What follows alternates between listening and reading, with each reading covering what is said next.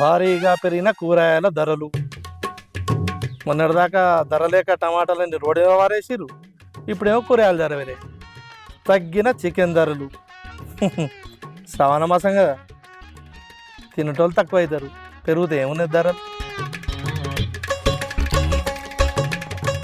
రానున్న 48 గంటల్లో వర్షాలు. ఆ వారం రోజుల దాకా దంచి కొట్టింది వాన, మళ్ళా వర్షం అంటాడు. ఈ పిట్టలు చల్లగుండా చెట్టు మీద ఒక్క కాయ ఉంచులేదు, అన్ని రాలగొడుతున్నాయి. ఇక మంది సమితులు దొంగ సమితులేమో లేనప్పుడు అత్తుర్రు ఆయనతో పండ్లు తెంపుకొని పోతుర్రు. నేను తింటామంటే ఒక్క కాయ ఉంటలేదు. రోజు పట్టని నీళ్ళు పోతా,